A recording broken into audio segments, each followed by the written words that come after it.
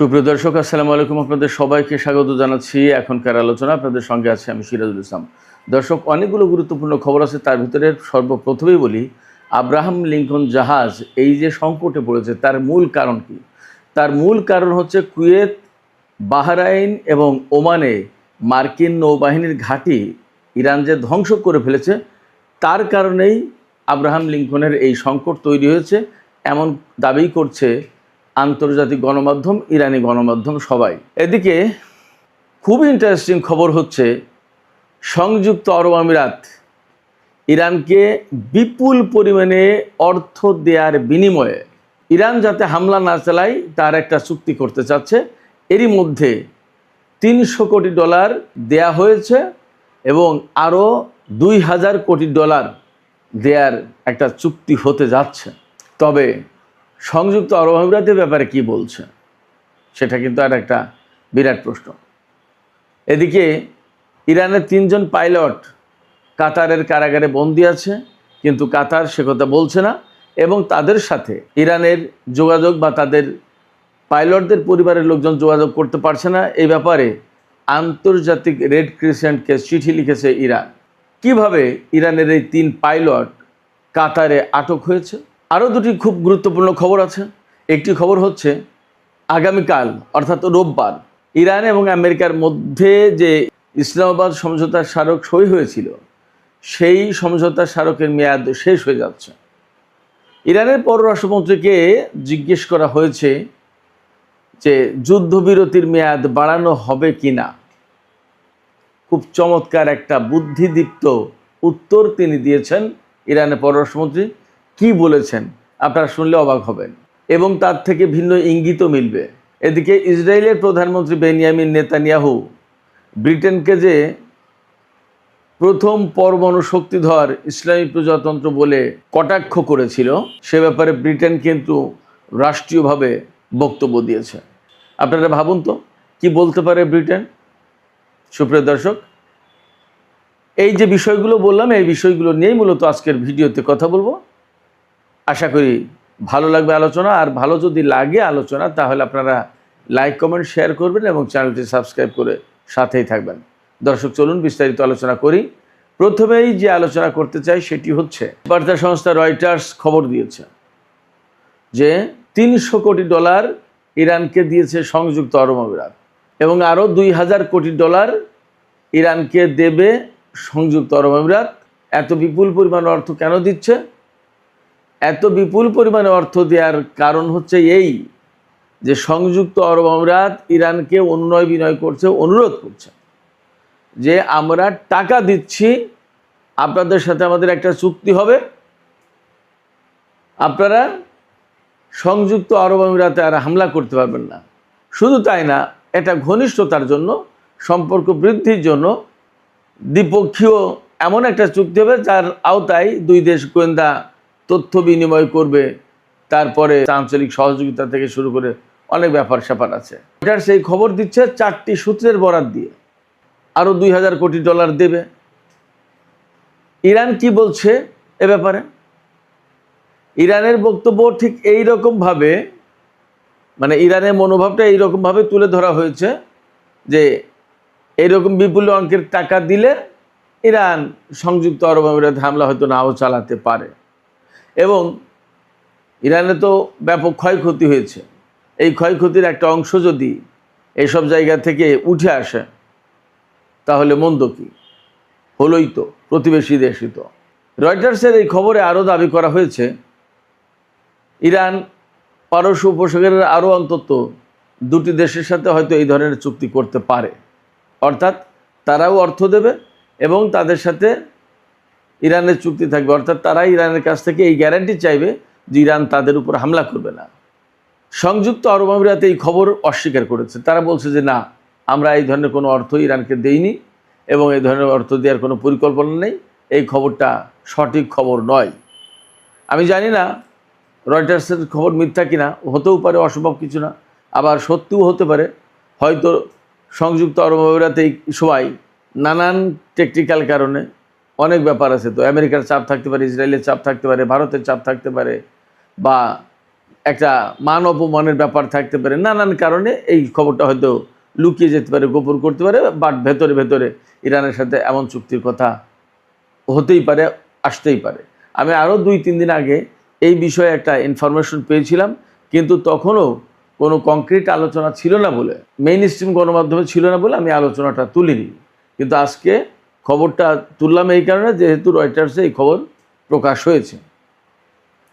এবং শুধু সংযুক্ত আরব আমিরাতের কথা না, আরও 2টি দেশের সাথে নাকি ইরানের এই রকম আলোচনা চলছে। এই জন্য আমি খবরটা আজকে ফ্ল্যাশ করলাম। তো এই যে সংযুক্ত আরব আমিরাত ইরানের সাথে চুক্তি করছে, অর্থ দিচ্ছে এবং আরও অর্থ দেবে, বা আরও 2টি দেশ ইরানের সাথে এই ধরনের চুক্তি করবে, তারা কেন চুক্তিটা করছে? এইটা হলো একটা বেসিক কোশ্চেন।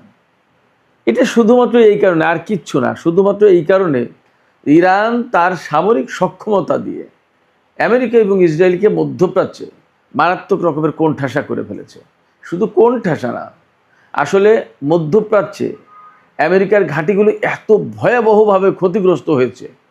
এই সমস্ত দেশ চোখের সামনে দেখেছে যে আমেরিকার কি বিশাল বিশাল অট্টালিকা, প্রাসাদ, বিশাল বিশাল সামরিক ঘাঁটি, নৌবাহিনীর ঘাঁটি, তাদের গুরুত্বপূর্ণ বিমান, ক্ষেপণাস্ত্র প্রতিরক্ষা, এগুলো চোখের সামনে ধ্বংস হয়ে গেছে। এই সমস্ত দেশের রাজা মহারাজারা দেখেছে নিজেরা চোখের সামনে। দেখার পরে এখন তাদের হয়তো একটা হুঁশ হচ্ছে যে ইরান আসলে মধ্যপ্রাচ্যে কি করতে পারে আর কি করেছে। তারা তো 1 দফা 2 দফা দেখেনি, কয়েক দফাই দেখলো। কীরকম? এই যে 28 ফেব্রুয়ারি যে যুদ্ধ শুরু হলো, সেই যুদ্ধ কিন্তু একটানা 40 দিন চলেছে। সেই সময় ইরানের পাল্টা প্রতিরোধ দেখেছে। এরপরে কিছুদিন যুদ্ধবিরতি থাকলো, আবার আমেরিকা ইরানের উপর হামলা চালালো এবং সেখানে 13-14 দিন টানা যুদ্ধ হলো। এবং এই 13-14 দিনের যুদ্ধে ইরান মারাত্মক রকমের ক্ষতিগ্রস্ত করে দিয়েছে আমেরিকাকে। মধ্যপ্রাচ্যের প্রত্যেকটা ঘাঁটি ভয়ঙ্করভাবে ক্ষতিগ্রস্ত করে দিয়েছে। একেবারে বেছে বেছে চিহ্নিত করে টার্গেটে হামলা চালিয়েছে ইরান। এই ঘটনাগুলো মধ্যপ্রাচ্যের যারা রাজা বাদশাহ শাসক, তারা তো দেখেছে, তারা জানে তাদের অবস্থা কি। এবং শুধু তাই না, ইরান যেখানে ঘোষণা দিয়েছে সেখানে হামলা করেছে এবং সাকসেস। আরব আমিরাতে দুবাই বিমানবন্দরে, তাদের তেল স্থাপনায়, রিফাইনারিতে, অস্ত্র গুদামে, সামরিক ঘাঁটিতে, যেখানে বলেছে সেখানে হামলা চালিয়েছে এবং ভয়াবহ ক্ষতির মুখে পড়েছে। শুধু তাই না, মার্কিন প্রেসিডেন্ট ডোনাল্ড ট্রাম্প ইরানকে কয়েকবার মুছে দিতে চেয়েছে মানচিত্র থেকে।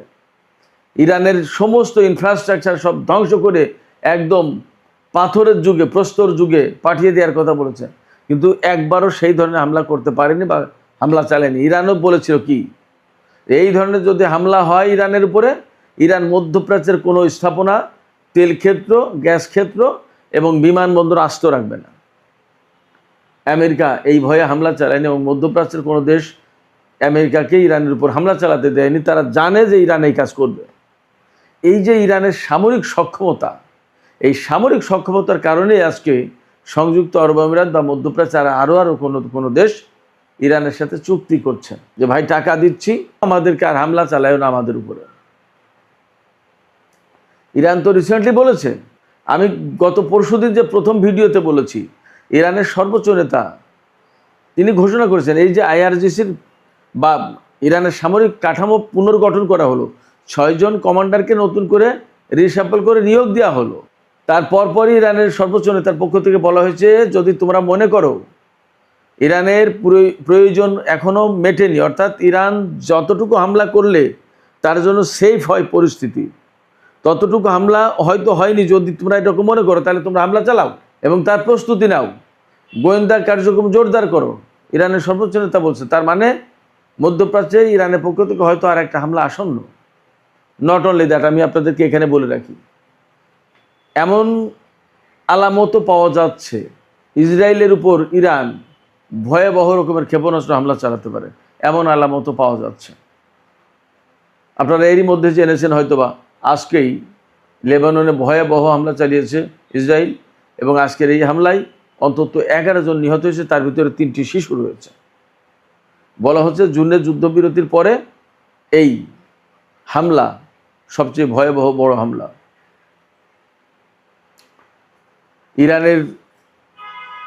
ইরানের যে যুদ্ধবিরতির শর্ত ছিল তার ভিতরে 1 নম্বর ছিল যে লেবাননে হামলা বন্ধ করতে হবে।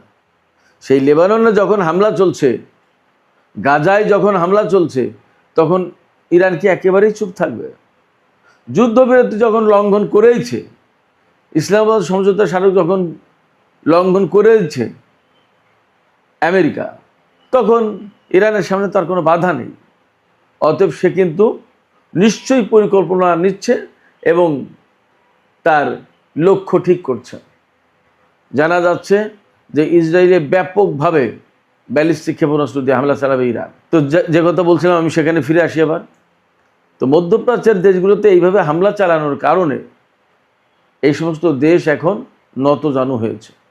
এরই ভেতরে খবর পাওয়া যাচ্ছে যে, আমি আজকের দুপুরের ভিডিওতেই বলেছি, আব্রাহাম লিঙ্কন মার্কিন দ্বিতীয় বৃহত্তম বিমানবাহী রণতরী, তাকে ভারত মহাসাগরতে সরিয়ে নেওয়া হচ্ছে এবং সেখানে রিপ্লেস করা হচ্ছে জর্জ ওয়াশিংটন বিমানবাহী রণতরীকে। এই যে আব্রাহাম লিঙ্কনে এই সংকট তৈরি হলো, খাবার নেই, দাবার নেই, বাথরুম নেই, সাবান নেই, শাওয়ারগুলো ছত্রাক পড়ে নষ্ট হয়েছে, আরও বাজে বিভিন্ন রকমের অবস্থা।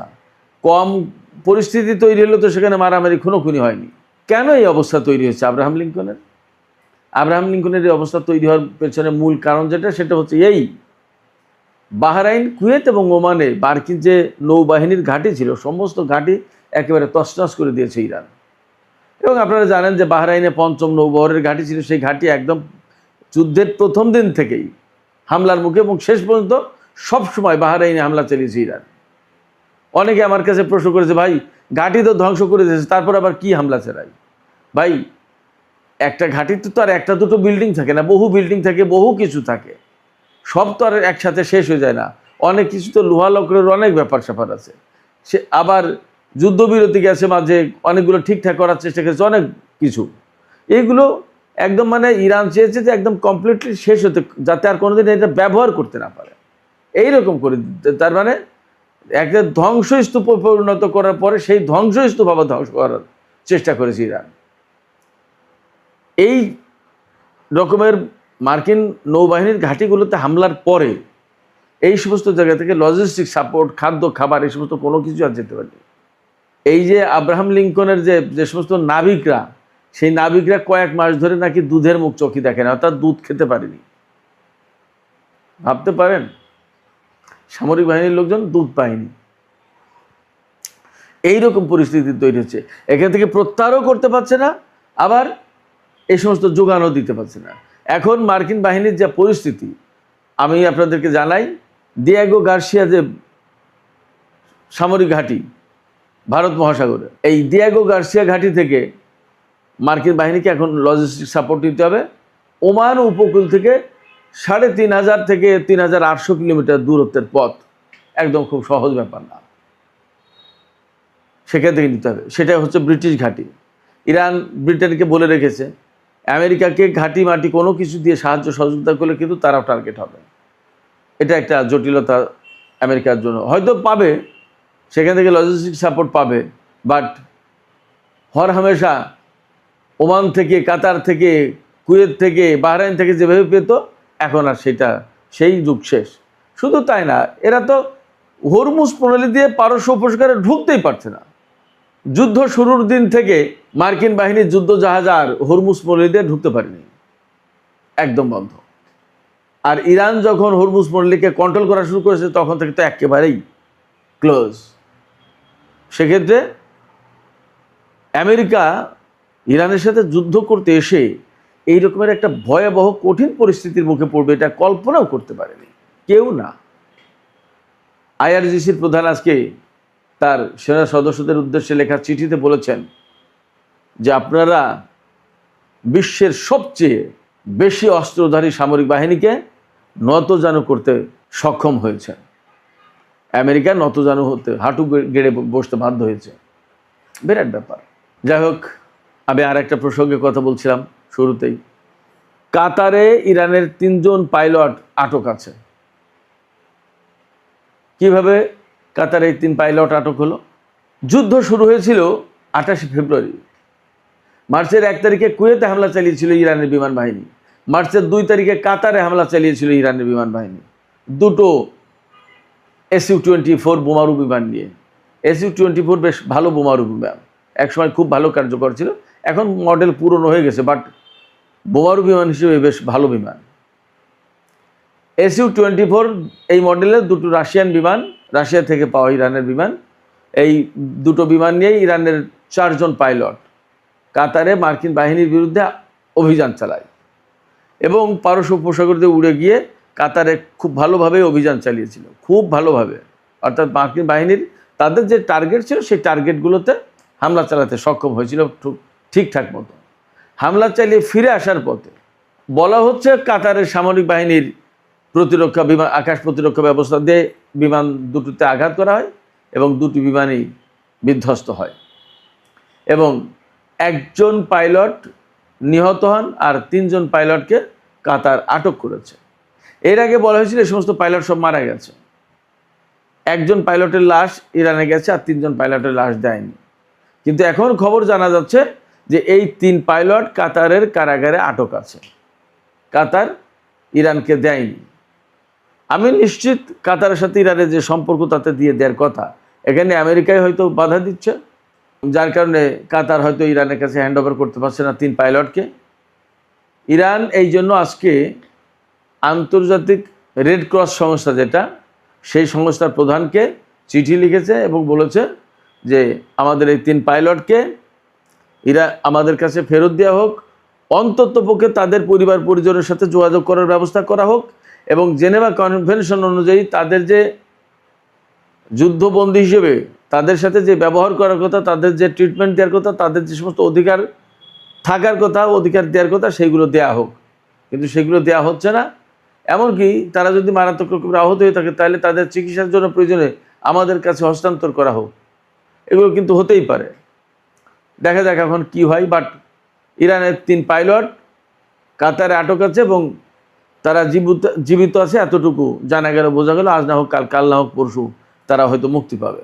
সুপ্রিয় দর্শক, আলোচনা শেষের পর্যায়ে, এখন দুটো ছোট ছোট বিষয় নিয়ে আলোচনা করে শেষ করব। একটা হচ্ছে আব্বাস আরাকচিকে জিজ্ঞেস করা হয়েছে, সাংবাদিকরা জিজ্ঞেস করেছেন যে ইসলামাবাদ সমঝোতার স্মারক সই হয়েছিল 17 জুন, এখন এর মেয়াদ তো শেষ হয়ে যাবে রোববার 16 আগস্ট, 60 দিনের মেয়াদ ছিল, এখন কি যুদ্ধবিরতির মেয়াদ বাড়াবেন? তখন আসলে আব্বাস আরাকচি খুব জিনিয়াস, টপ ডিপ্লোম্যাট ইরানের, তিনি বলেছেন যে এই যে ইসলামাবাদ সমঝোতার স্মারক, এতে তো যুদ্ধবিরতির কথা নেই, এতে ছিল যুদ্ধ অবসানের কথা। এই সমঝোতার স্মারক সই করার মধ্য দিয়ে যুদ্ধের অবসান অর্থাৎ যুদ্ধের সমাপ্তি ঘোষণা করা হয়েছে। তা যুদ্ধের সমাপ্তি যখন ঘোষণা করা হয় তখন তার মেয়াদ বাড়ানোর সুযোগ থাকে কোথায়? এ তো যুদ্ধবিরতি ছিল না যে আমরা মেয়াদ বাড়াবো, এটা যুদ্ধের অবসান ঘটানোর কথা ছিল। যুদ্ধের অবসান ঘটানোর কথা বলে আমেরিকা আবার যুদ্ধ শুরু করেছে, তার মানে তারা এই সমঝোতার স্মারক লঙ্ঘন করেছে। এখন তাদেরকে যুদ্ধবিরতি না, যুদ্ধ অবসান ঘটাতে হবে এবং এই সমঝোতা আবার ফিরে আসতে হবে। এটাই হলো পথ, যুদ্ধবিরতির মেয়াদ বাড়ানোর কোনো সুযোগ নেই, পথ নেই। ব্যাপারটা যদি তাই হয় তাহলে কিন্তু এখানে একটা ভালো ইঙ্গিত আছে। তার মানে হচ্ছে ইরান যুদ্ধবিরতি চায় না, যুদ্ধবিরতি আর বাড়াবে না। এর মানে হচ্ছে ইরান যে কোনো সময় মধ্যপ্রাচ্যে মার্কিন বাহিনীর উপর হামলা চালাতে পারে, এমনকি ইসরায়েলের উপর হামলা চালাতে পারে। আমি যে কথা একটু আগে বলেছি, ইরান ভেতরে ভেতরে এরকম প্রস্তুতি নিচ্ছে বলা হচ্ছে এবং ইরানের সর্বোচ্চ নেতা তো বলেছেনই যে তোমাদের যদি প্রয়োজন না মিটে থাকে তাহলে আবার হামলার জন্য প্রস্তুতি নাও, হামলা চালাও। সামরিক বাহিনীকে স্বাধীনতা দিয়েছেন ইরানের সর্বোচ্চ নেতা। অতএব মনে করা হচ্ছে, ধারণা করা হচ্ছে মধ্যপ্রাচ্যে বড় রকমের অভিযান চালাতে পারে ইরান। এদিকে ইসরায়েলের প্রধানমন্ত্রী বেনিয়ামিন নেতানিয়াহু গতকাল ব্রিটেনকে যে প্রথম পরমাণু শক্তিধর ইসলামী প্রজাতন্ত্র বলে কটাক্ষ করেছিলেন, ব্যঙ্গ করেছিলেন, তার জবাব দিয়েছে ব্রিটিশ সরকার। তারা বলেছে নেতানিয়াহুর এই বক্তব্য কোনোভাবেই গ্রহণযোগ্য হতে পারে না। এই বিষয়টা আনুষ্ঠানিকভাবে ইসরায়েল সরকারের কাছে তুলেছে তারা। নেতানিয়াহুর এই বক্তব্যের ভেতর দিয়ে মোটামুটিভাবে ধারণা করা হচ্ছে যে ব্রিটেনের সাথে ইসরায়েলের সম্পর্কের খানিকটা অবনতি ঘটল। কথা ঠিক যে আরও 10 বছর আগে ব্রিটেনের সাথে ইসরায়েলের যে সম্পর্ক ছিল, আজকের দিনে কিন্তু ব্রিটেনের সাথে ইসরায়েলের সেই রকম সম্পর্ক নেই, চেঞ্জ হচ্ছে এবং আরও অনেক বেশি চেঞ্জ হবে এটা বলা যাচ্ছে। ব্রিটেনের যে মাইগ্রেশন, মুসলিম জনসংখ্যা বৃদ্ধি পাওয়া, মুসলমানদের হাতে বিভিন্ন পর্যায়ে ক্ষমতা যাওয়া এবং ব্রিটেনে প্রচুর পরিমাণে ইহুদি বিরোধী মনোভাব তৈরি, সমস্ত সব কিছু মিলে আমরা মনে হয় খুব বেশি দিন লাগবে না দেখতে পারবো ব্রিটেনের সাথে ইসরায়েলের সেই সম্পর্ক আর নেই। অথচ এই ব্রিটেন কিন্তু ইসরায়েলকে প্রতিষ্ঠার প্রধান নায়ক। সুপ্রিয় দর্শক, এখনকার আলোচনা এখানে শেষ করতে চাইছি। আলোচনা শেষের আগে আপনাদের মতামত জানতে চাই যে এই যে সংযুক্ত আরব আমিরাত এবং আরও কোনো কোনো মধ্যপ্রাচ্যের দেশ ইরানের সাথে অর্থের বিনিময়ে সম্পর্ক ঠিকঠাক করতে চাইছে এবং ইরান যাতে তার হামলা না চালায় তার একটা ব্যবস্থা করতে চাইছে, যদিও আরব আমিরাত এই বক্তব্য অস্বীকার করছে, কিন্তু আপনাদের কাছে কি মনে হয় যে এই ঘটনা সত্য হতে পারে এবং আসলে কি তারা অর্থ দিয়ে ইরানের পক্ষ থেকে হামলা বন্ধ করতে পারবে? কি মনে হয়, নাকি ইরান প্রতিশোধ নেবেই? আপনাদের মতামত জানিয়ে কমেন্টে লিখতে পারেন। আর ভিডিও ভালো লাগলে লাইক, কমেন্ট, শেয়ার করবেন এবং চ্যানেলটি সাবস্ক্রাইব করে সাথেই থাকবেন।